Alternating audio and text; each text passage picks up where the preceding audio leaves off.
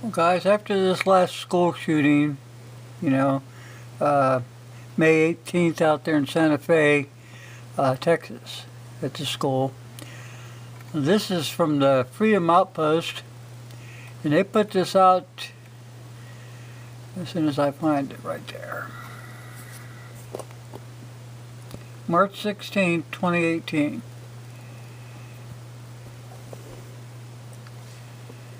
I want each one of you, if you're really deep down, solid, hardcore pro-gun, I suggest you print this out.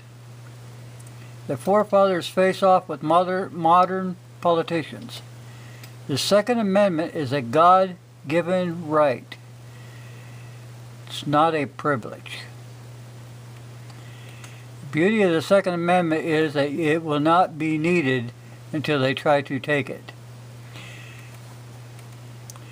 Now, I've been over a lot of the Supreme Court cases about gun control and different things. And Scalia had some of it right, but not all of it. You know, the Constitution and the Bill of Rights, especially the Bill of Rights, it says shall not be infringed. That means your government cannot pass laws against keeping firearms away from the people. Now, they might be able to go to the manufacturer and stop the manufacture of certain types, but they cannot legally, constitutionally, keep the guns away from American people. Now, this is in 1788. Samuel Adams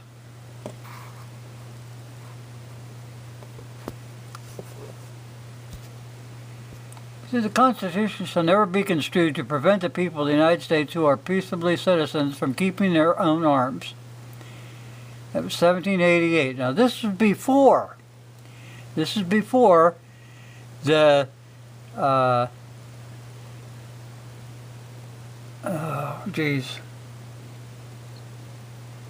before they put the Bill of Rights into effect, which was 1791. So anyway, there's a whole lot of stuff in this, and that's why I want you to print it out so you've got ammunition to fight back. Necessity is a plea for every infringement. Remember that. It is the argument of tyrants. It is the creed of slaves. William Pitt, speech to the House of Commons, 1783. And then Thomas Jefferson says, I prefer dangerous freedom over peaceful slavery, 1787.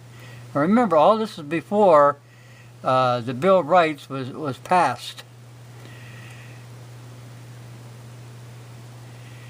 Furthermore, if you look to the anti-gunners, corrupt politicians, and their methods, one must ask, where did they deprive their delegated authority to encroach upon God-given rights of the American people?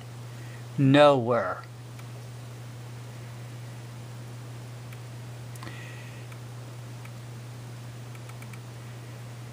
Now, I want you to print this out and read it. If you're not educated enough to debate something, you are putting the rest of us at odds. To disarm the people is the most effective way to enslave them.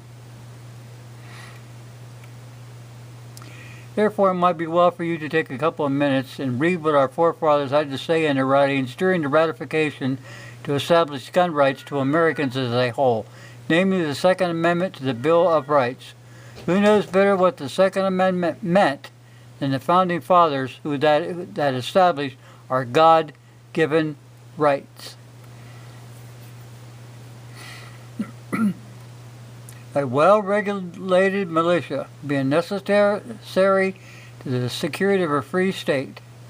The right of the people to keep and bear arms shall not be infringed.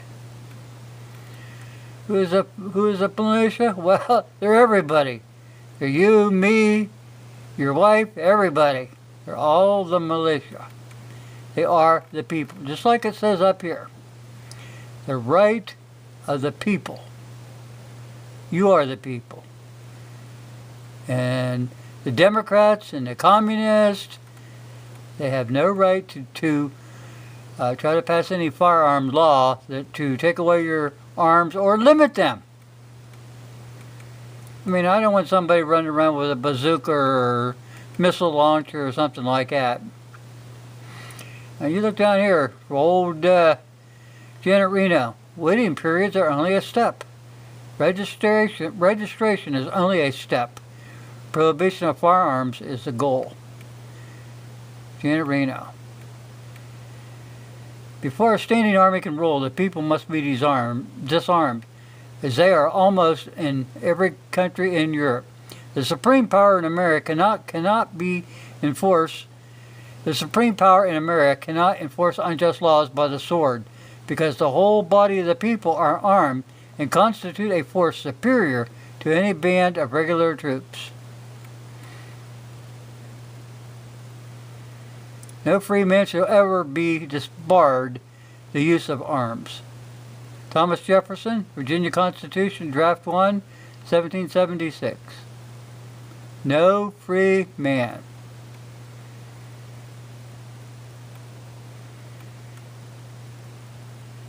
The laws that forbid the carrying of arms are laws of such a nature they disarm only those who are neither inclined nor determined to commit crimes. Such laws make things worse for the assault and better for the assassins, as they serve to encourage them to prevent. Okay, let's see. And it goes on and on. The Constitution of most of our states and that of the United States asserts that all power is inherited into the people, that it may exercise it by themselves, that it is their right and duty to be armed at all times. Thomas Jefferson, letter to John Cartwright, 5th of June, 1824. On every occasion of the Constitution interpretation, let us carry ourselves back to a time when the Constitution was adopted, recollect the spirit manifested in those debates, instead of trying or force what meaning can be squeezed out of the text or invent against it. So let's conform to the probable one for which it was passed. And like I said, people, if you want to have enough smarts to fight these people, you better read this. This is a long article. It just goes on and on. I mean, this thing is long. Thank God for the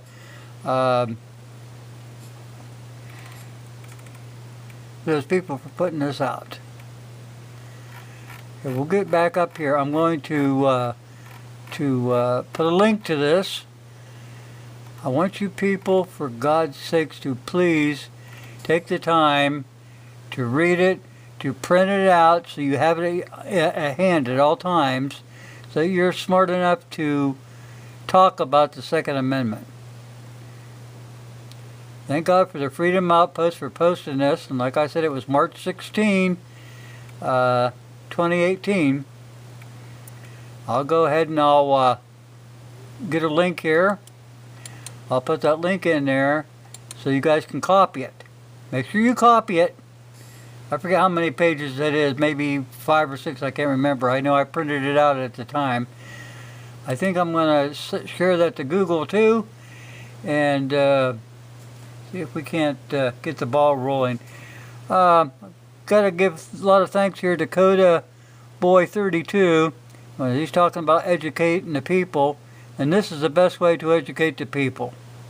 You know, a lot of people, you don't have books on hand about the Second Amendment. I have quite a few here, but anyway, like I said, I'll put a link down here, and you guys can look this up yourself. Like I said, print it out, please. If you can't print it out, have one of your buddies print it out for you. Thanks for watching.